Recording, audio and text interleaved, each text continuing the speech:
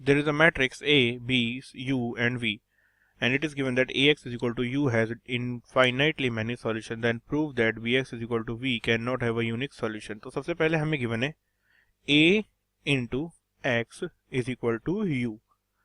इसके हमारे पास में क्या है, इनफाइनाइट सॉल्यूशन है, मींस X हमारे पास में एक मैट्रिक्स है जिसके लिए क्या होगा, इनफाइनाइट वैल्यूज है, और ये तभी हो सकता है पॉसिबल जब A और U जो हमारी लाइन है इसके लिए D भी 0 हो जाए, D1, D2 एंड D3 ये भी 0 हो जाए, है ना। तो ये हमारे पास में केस आ जाएगा। तो अब A की वैल्यू 0 हो जाए, इट मीन्स क्या होगा, D क्या होगा हमारे पास में, D is determinant of what, ये देगा A1 0 1 B D एंड आ जाएगा 1 B C, मीन्स जो A मैट्रिक्स है उसके डिटर्मिनेंट की वैल्यू, ठीक है, आ जाएगा A into B C minus B D, तो A B इसमें से कॉमन ले लेंगे तो बचेगा क्या, C माइनस डी, फिर 1 के लिए क्या होगा, -1 से ओपन करना पड़ेगा तो आएगा -1 इंटू, फिर आएगा C माइनस डी, और फिर 0 के लिए क्या ओपन करेंगे तो 0 के लिए आ जाएगा प्लस में 0, तो वैल्यू आ जाएगी क्या हमारे पास में, ए बी -1 यहाँ से कॉमन ले लेंगे, आ जाएगा C minus D is equal to 0। Okay, तो यहाँ से आ जाएगा वैल्यू क्या आ जाएगी, यहाँ से आ जाएगी value A B is equal to 1 और C is equal to D, ये दो पॉसिबिलिटी हो सकती है हमारे पास में। तो D1 की वैल्यू क्या होगी, अभी आपसे अगर हम देखेंगे तो D1 में क्या होगा, x वाली एलिमेंट की जगह FGH आ जाएगा, तो आएगा F, यहाँ पे आ जाएगा G, यहाँ पे आ जाएगा H, यहाँ आ जाएगा 1, यहाँ पे B, यहाँ पे B, यहाँ पे 0, यहाँ पे D, यहाँ पे C। तो इसे सिंप्लीफाई करेंगे तो आएगा F into B C minus B D हो जाएगा, तो यहाँ से आएगा F इंटू बी कॉमन आ जाएगा और बचेगा क्या C माइनस डी, और फिर आएगा -1 इंटू, अब क्या होगा G C minus H D आ जाएगा, यहाँ से आएगा G C minus H D is equal to 0। तो यहाँ से वैल्यू आ जाएगी हमारे पास में F इंटू बी इंटू, यहाँ से आएगा F इंटू बी और आ जाएगा इंटू में C minus D is equal to G C minus H D, ये हो गया D1 की वैल्यू। अब D2 की वैल्यू क्या होगी देखते हैं, D2 के केस में क्या होगा, डिटर्मिनेंट में बीच में FGH आ जाएगा, तो एलिमेंट्स क्या रहेंगे A11 और आ जाएगा FGH और फिर आ जाएगा हमारे पास में व्हाट 0DC, तो अगर 0DC सिंप्लीफाई करेंगे से तो A के लिए ओपन करने पे क्या आ जाएगा GC माइनस एच डी, तो आएगा A times of GC minus H D, फिर आएगा क्या माइनस में आ जाएगा F into C minus D, तो आएगा माइनस में C माइनस डी, तो ये वैल्यू में क्या आ जाएगा यहाँ से हमारे पास में, यहाँ से आ जाएगा GC minus H D is equal to, ये वैल्यू क्या है 0 के इक्वल है ना, क्योंकि सारी D1 D2 D3 0 है, तो GC माइनस एच डी की वैल्यू क्या आ जाएगी, यहाँ से आ जाएगा F into C minus D upon A। अब D3 की वैल्यू क्या आ जाएगी, यहाँ से D3 is equal to what, यहाँ पे वैल्यू जाएगी A11, फिर आ जाएगा अब की बार थर्ड वाली रो में FGH आएगा, तो क्या आएगा A11, फिर आएगा 1BB A11 1BB और आ जाएगा FGH, ठीक है।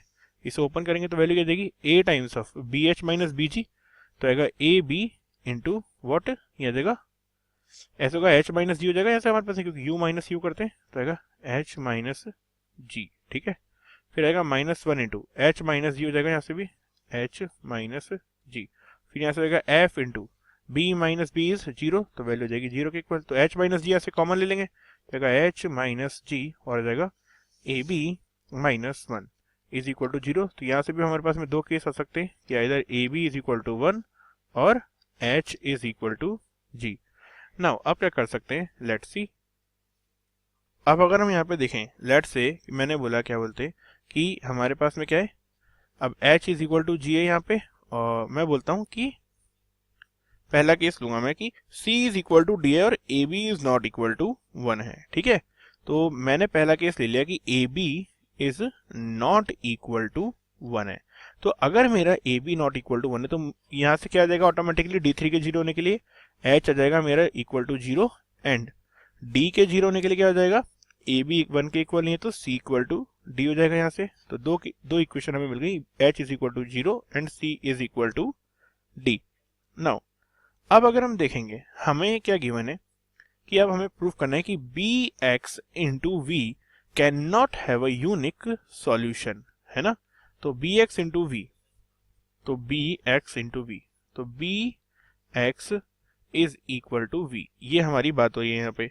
तो सबसे पहले अगर हम देखेंगे तो क्या कैलकुलेट करेंगे हम यहाँ पे, तो सबसे पहले डिटर्मिनेंट ऑफ बी कैलकुलेट करता हूँ मैं यहाँ पे। तो डिटर्मिनेंट ऑफ बी क्या आएगा मेरे पास में, ये आ जाएगा ए, क्या है हमारी डिटर्मिनेंट बी, ये है A11 0DC FGH। तो आ जाएगा A1, नीचे लिख लेते हैं वैल्यू सारी की सारी, तो आएगा A11 0DC FGH। अब जब हम इस डिटर्मिनेंट को सिंप्लीफाई करेंगे, अब हमें एक इंपॉर्टेंट बात पता है, यहाँ पे हमें पता है H is equal to G है and C is equal to D है ना।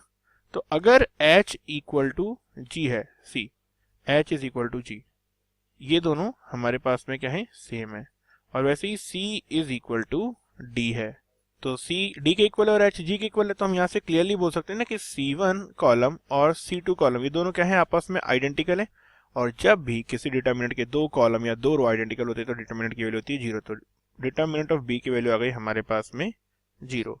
ठीक है, अब अगर हम देखेंगे यहाँ पे, तो अब दो केस हो सकते हैं हमारे पास में। क्या, डिटर्मिनेंट ऑफ B अगर 0 है तो आइदर इसके अब नो सॉल्यूशन होगा या इनफाइनाइट सॉल्यूशन होगा। तो अब कैसे डिटरमाइन करेंगे, तो अगर मैं यहाँ से B1 की वैल्यू कैलकुलेट करूँ, मीन्स B1 मीन्स किसी एक की वैल्यू यहाँ से मैं सब्स्टिट्यूट कर दूं। जैसे सबसे पहले मैं क्या करने वाला हूँ, हमारा जो कॉलम 1 है वो क्या होगा, V मैट्रिक्स से रिप्लेस हो जाएगा। तो यहाँ आ जाएगा A स्क्वायर 0 0, फिर आएगा 1 D G, फिर आएगा 1 C H। तो इसे क्या करता हूँ मैं, इसे मैं कॉलम 1 के अलॉन्ग ओपन करूंगा तो आएगा क्या, A स्क्वायर में आ जाएगा मेरे पास में DH माइनस CG। ठीक है, तो DH माइनस CG आ गया। इट मीन्स हमें ये भी पता है क्या, कि H is equal to G है और C is equal to D है। तो अगर H equal to G and C equal to D है तो DH माइनस CG की वैल्यू क्या हो जाएगी, 0।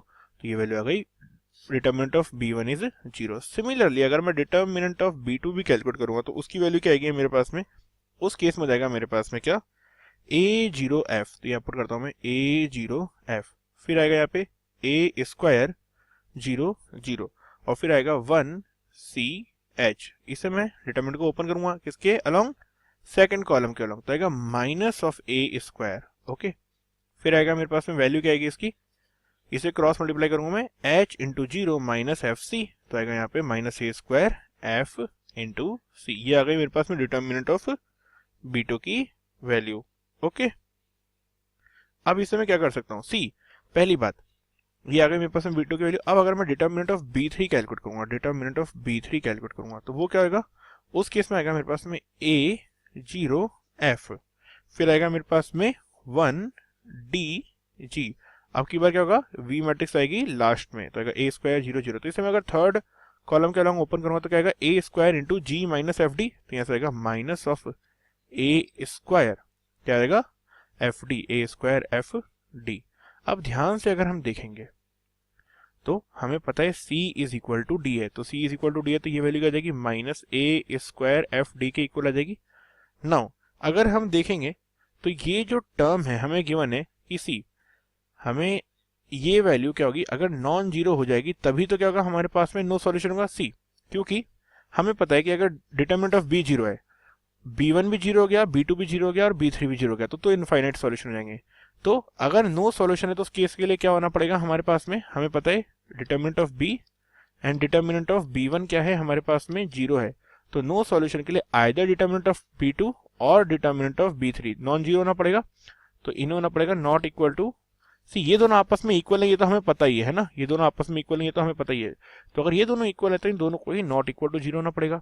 तो मीन्स ये वैल्यू क्या हो जाएगी, नॉट इक्वल टू 0, और ये तभी नॉट इक्वल टू 0 होगी जब A भी 0 नहीं हो, F भी 0 नहीं हो, D भी 0 नहीं हो। इट मीन्स हम यहाँ से बोल सकते हैं कि AFD अगर हमारा नॉट इक्वल टू 0 हो गया तो हमारे पास में क्या हो जाएगा, नो सॉल्यूशन रहेंगे किसके, BX is equal to V के। ओके, तो यही हमें प्रूफ करना था। So this is now proved. इस केस में B3 और B2 की वैल्यू नॉट इक्वल टू 0 हो जाएगी।